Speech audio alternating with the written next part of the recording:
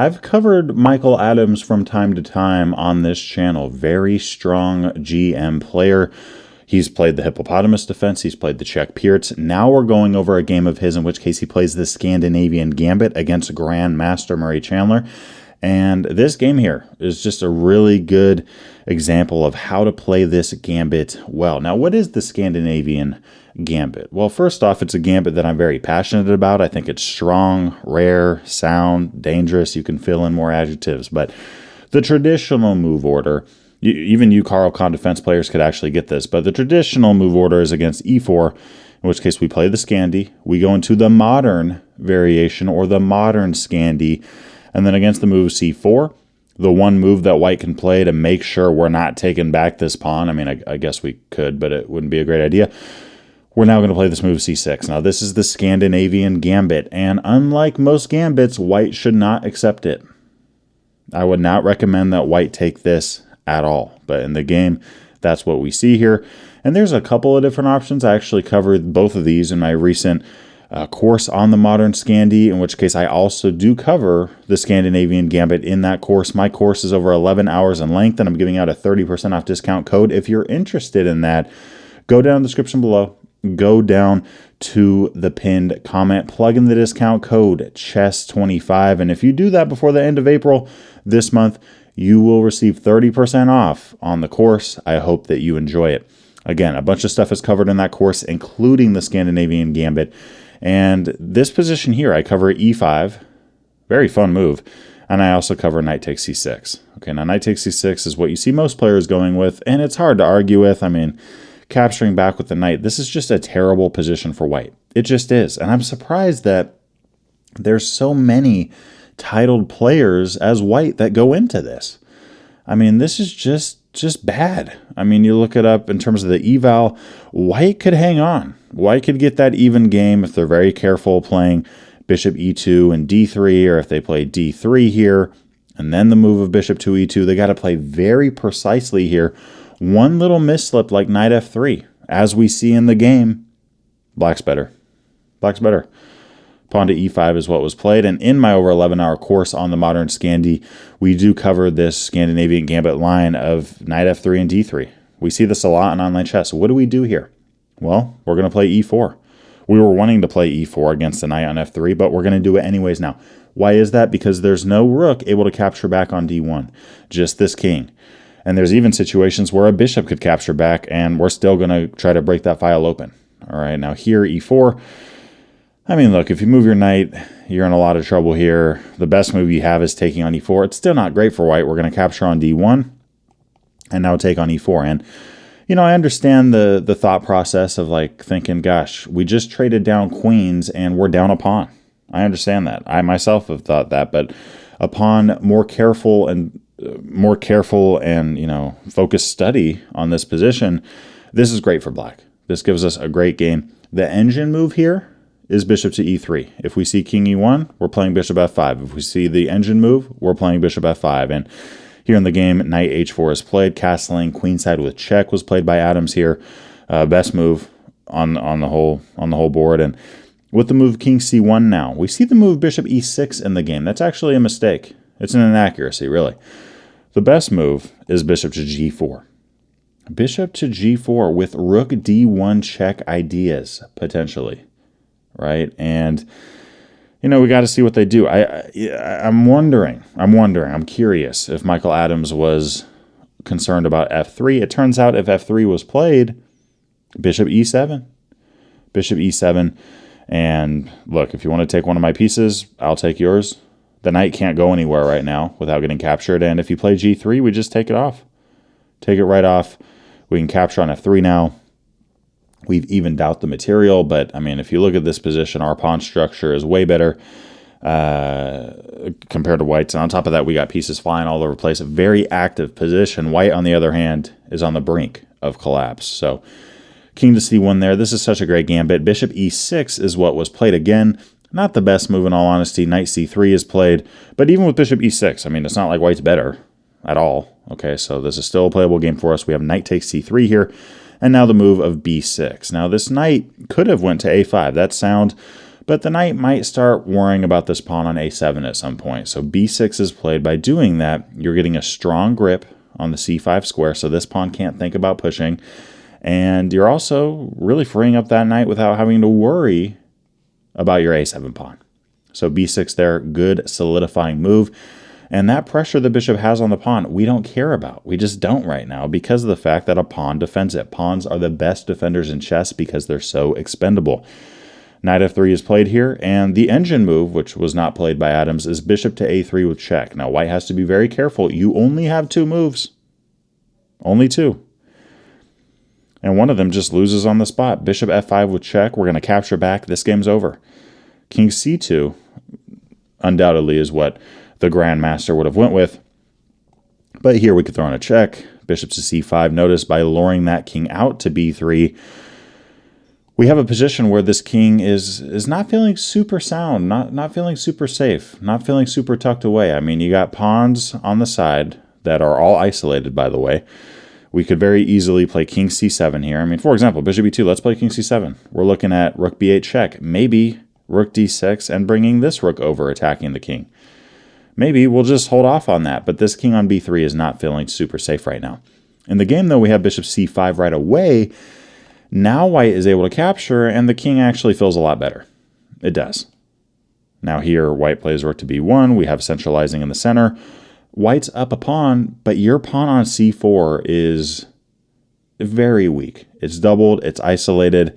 Our bishop's looking right at it. Our knight can very quickly get involved in a lot of cases. And what white should do here is play aggressive and attacking chess. Play rook to b5. That is the best move that white has here. White needs to attack this pawn, and white has a very slight advantage in that position if they go for that. Rook to b5, we could play bishop to g4 and go from there. But white plays bishop to e2. This is too passive. This is too slow. What does Adams do here? The engine move, bishop h3. Love this idea. In the game, we have capturing off. Let's say white didn't want to take. Well, if you defend your bishop because your bishop is hanging, all right, we take the pawn. We're now threatening bishop takes f3. If you go with bishop f1, we don't have any crazy tactics here, but we do go back to g4. Notice what we just did. We had this position here. We did, right? And we went to h3. The bishop went back. Okay, we go to g4. And you can't go to e2 because our bishop's no longer on e6. We would just take that bishop off. So this bishop right now cannot move without getting captured. And if you try to run away with your knight so that we don't mess up your pawn structure even more and make it so that all your pawns are isolated, we can throw in a check, and either you got to drop your knight or you got to play king c2, but we now can throw in a check on f5, or we could even sacrifice our rook. It's not really a sacrifice. I mean, we're getting our rook right back, but yeah, I mean, this is just game over, especially when you're talking about 2 GMs playing each other. All right, white takes on h3. We have rook takes e2. And this position here, again, we're down a pawn, but we're attacking 2 hanging pawns at the moment. Every single one of white's pawns is isolated. Rook b2 is played. That's the only way for white to defend both. We see capturing off. Rook d3. Let's keep playing actively. Knight g5. I mean, you got to move the knight somewhere. Nothing can protect the knight. No pawns protecting the knight. We now have rook to d2 a check. We get our pawn back, and knight takes h7 is something that white could have went with here. Of course, against that, we have knight a5. By doing that, you're preventing the king from coming to b3. You're also looking to play knight takes c4 with check. You're also keeping an eye on a2, just in case this king decides to run up. You can always throw in a check that way. And of course, we don't want to lose that pawn, so I think, you know, either knight b7 is one way to play this. I mean, that's the move that is very human-like. The engine right now is telling me, hey, just bring the king up. Give up the pawn. Knight c6, your threatening mate. And, yeah, I mean, what the heck is Stockfish saying here? Rook to e2, threatening mate again. Okay, white finds a way out. What now? Rook h5, attacking the knight, attacking the pawn. I mean, yeah, white's position's not feeling super great. Where's this knight going to go? I mean, if you go to f8, we just go back, and the knight's ours. So, very nice engine line there. I did not find that, by the way. I looked right at Stockfish. Okay, but there you go. yeah, I mean, again, with king to b5, knight b7, good move. We're pushing for the win there, but good position, should I say. But king c7 is crushing with the line that I just shared. So there you go. Rook takes f2. In the game, though, white doesn't go for that. White doesn't go for that pawn. White goes for the move of rook to d1. And knight a5 still works. Still a good move. Instead, we see the move h6. We still have an edge here as black. We have capturing off. Black's now up a pawn against rook g1. Rook e2 is played. The knight captures the isolated pawn of c5. And we have g6. And let's just take a moment and think about this for a second. We're sitting at even material. Both sides have a rook. Both sides have a knight. Both sides have 4 pawns apiece. Here's the difference, though. White's pawns are doubled.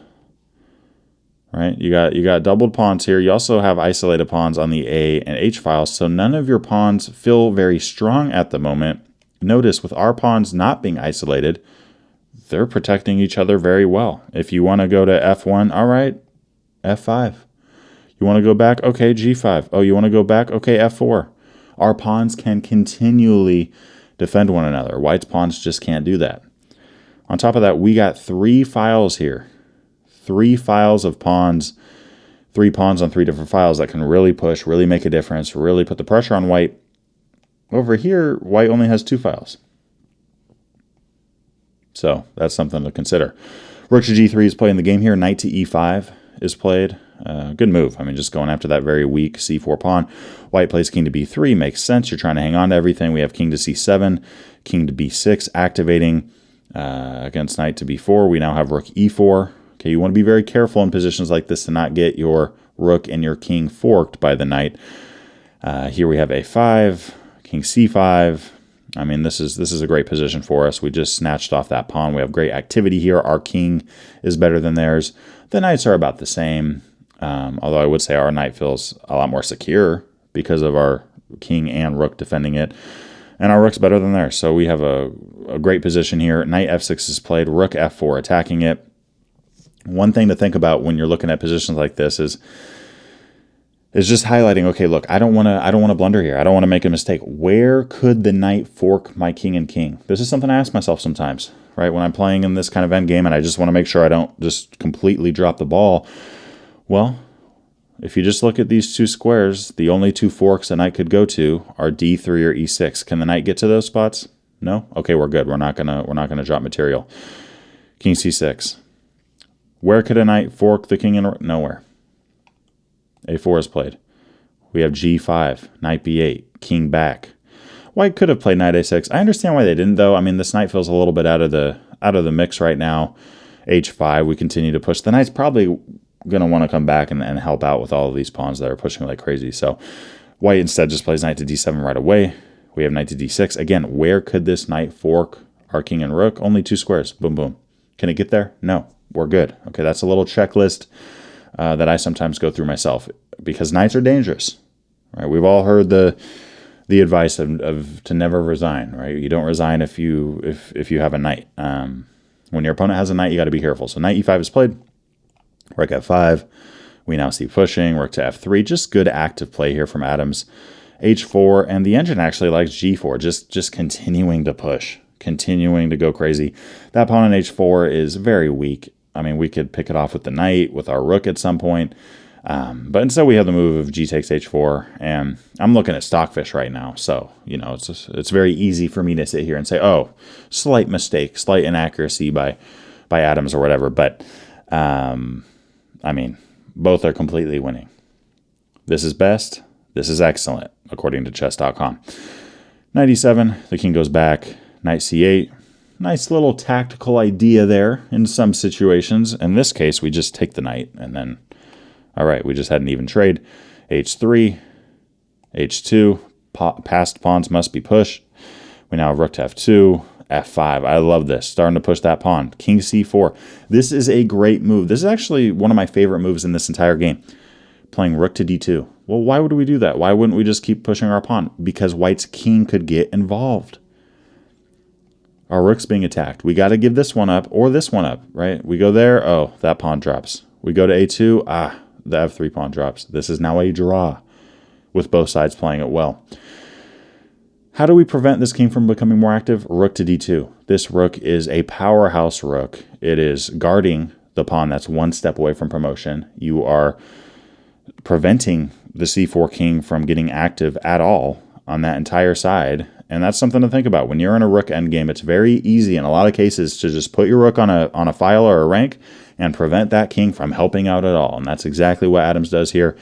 This king now really has no choice but to try to play aggressively and attack, but I mean, this just ain't gonna work. King c6. Now here Adams actually found the one move that was winning. That move is king to d8. Very accurate play. What's wrong with just pushing the pawn? Well, white's not going to take this right now because our rook would take, but white would throw in a check, make our rook come back, then take the pawn, then play rook takes h2. Again, we're in a drawn position. Either side could win if one side makes a mistake, but this is technically a draw.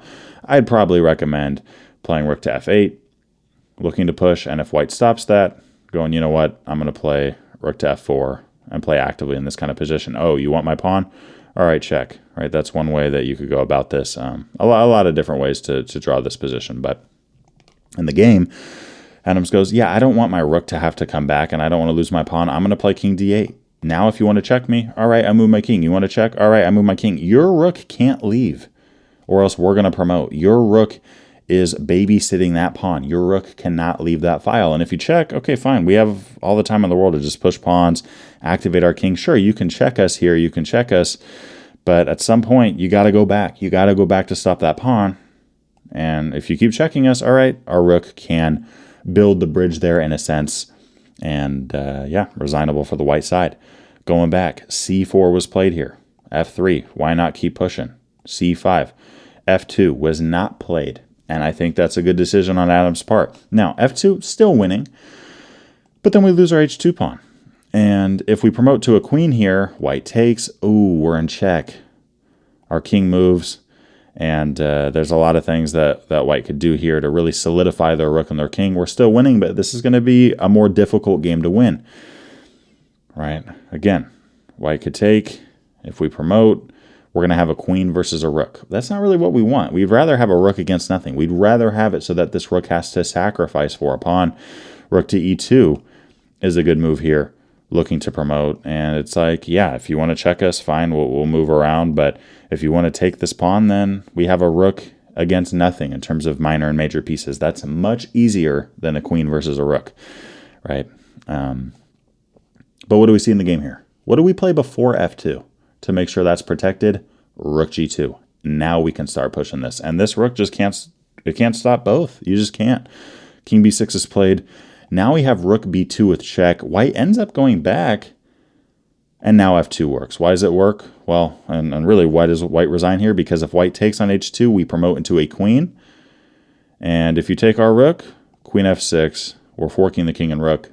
This game is just, it's about to be over. It's a mate and 12 from this point. So hope you enjoyed this game from Michael Adams, guys. The Scandinavian Gambit is such a good position for us. When you look at this, you got to realize, look, we have a hole already on d4. None of white's pawns can ever defend that square. None of white's pawns can ever defend d3. Let's play e5. Let's develop quickly. Let's look towards e4 breaks. Let's put the pressure on white here. I'm just such a big fan of this gambit. It performs very well in online chess, and I think you should give it a try if you get the chance. Again, if you're interested in my 30% off discount code for my over 11-hour modern Scandinavian defense course, which includes the Scandi Gambit, make sure to plug in the discount code CHESS25 and you will get that 30% off. Only good until the end of the month. See y'all. To finish out, I wanted to give a big shout out to my Patreon community, specifically Walter, Rob, Steve, Rob, Ray, and Roger, and the rest of my Patreon community. Thank you guys for your support. If you haven't checked out the Patreon already, there are some exclusive benefits that you gain by becoming a member. I look forward to seeing you over there, and I'll see y'all in the next video. Peace.